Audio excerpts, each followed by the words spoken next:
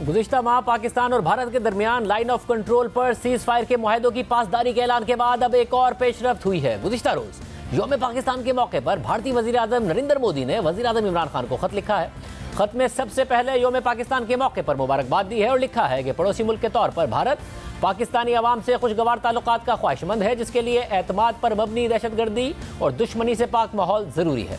भारतीय वज़ीर आज़म ने कोरोना वबा से निपटने के लिए वज़ीर आज़म और पाकिस्तानी अवाम के लिए नेक ख्वाहिशात का भी इजहार किया। इसके अलावा गुज़िश्ता रोज़ भारतीय सदर ने भी पाकिस्तानी सदर आरिफ अलवी को यौम पाकिस्तान की मुबारकबाद का खत भेजा था, जबकि इससे पहले भारतीय वज़ीर आज़म ने वज़ीर आज़म पाकिस्तान इमरान खान को कोरोना होने पर नेक ख्वाहिशात का इजहार किया था।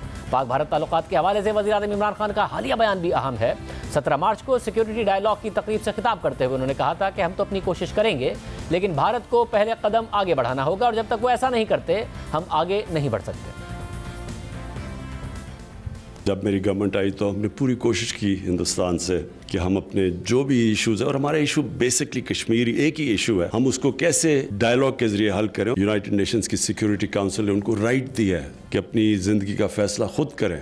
अगर वो राइट देते हैं तो ये हिंदुस्तान के लिए भी उतना फ़ायदेमंद है जितना हम पाकिस्तान के लिए। तो सबसे ज़्यादा अगर गुर्बत को दूर करना है तो हमारी ट्रेडिंग टाइज़ और हमारी इकोनॉमिक टाइज़ स्ट्रॉन्ग हो, हमारी रीजनल कनेक्टिविटी बढ़े, हिंदुस्तान को फ़ायदा वो भी कनेक्ट हो जाते हैं सेंट्रल एशिया तक। सिर्फ एक इशू है जो हमें रोक के रखा हुआ है इस वक्त तक, और हम तो अपनी कोशिश करेंगे, लेकिन हिंदुस्तान को पहला कदम लेना पड़ेगा, क्योंकि 5 अगस्त के बाद अब जब तक वो पहला कदम नहीं लेते तो हम अनफॉर्चुनेटली आगे नहीं बढ़ सकते वहाँ। वज़ीर आज़म के इस बयान के अगले दिन इसी फोरम पर बात करते हुए army chief general Qamar Javed Bajwa का कहना था कि माजी को दफन करके आगे बढ़ने का वक्त है, लेकिन बामायनी डायलॉग की बहाली के लिए भारत को साजगार माहौल बनाना पड़ेगा। Stable Indo-Pakistan relation is a key to unlock the untapped potential of South and Central Asia by ensuring connectivity between East and West Asia. The potential, however, has forever remained hostage to the disputes and issues between two nuclear neighbors. Kashmir dispute is obviously at the heart of this problem.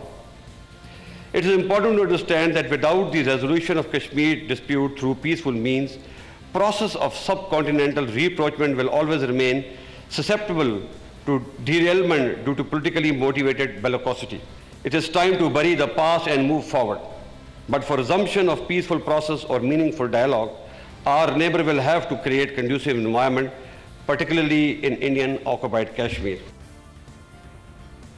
इससे पहले 25 फरवरी को पाकिस्तान और भारत के director general of military operations का राब्ता हुआ था और दोनों ममालिक ने एक दूसरे के बुनियादी मामलात और तहफ़्फ़ुज़ात दूर करने पर इत्तफाक किया था, जिनमें यह रुझान मौजूद है कि वह हमको मुतासिर करें और तशद्दुद की तरफ बढ़ें।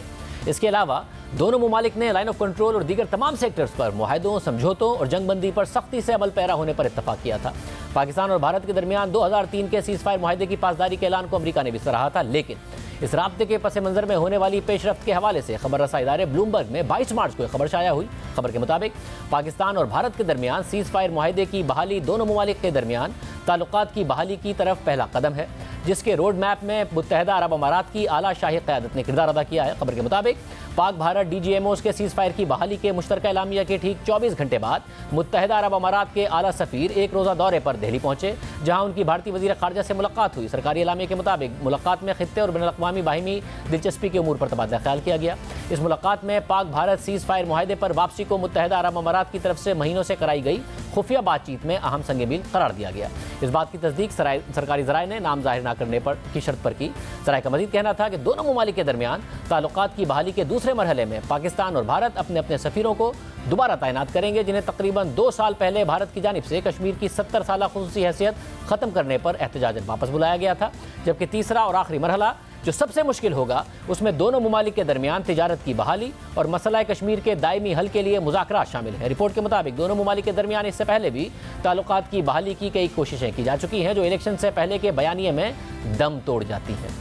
भारतीय सरकारी अफसर के मुताबिक इस बार भी कुछ मुख्तलिफ होने की उम्मीद कम ही है और दोनों ममालिक के दरमियान ताल्लुकात की बहाली सिर्फ सफ़ीरों के तबादले और तिजारत की बहाली तक ही महदूद रहेगी।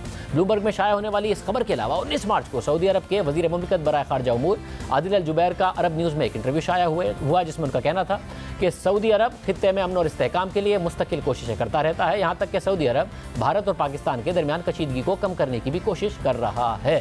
पाक भारत ताल्लुकात पर अहम डेवलपमेंट्स हो रही हैं, इस पर बात करने के लिए हमने वज़ीर ख़ारजा शाह महमूद कुरैशी को प्रोग्राम में शिरकत की दावत दी, मगर वो दस्तयाब नहीं।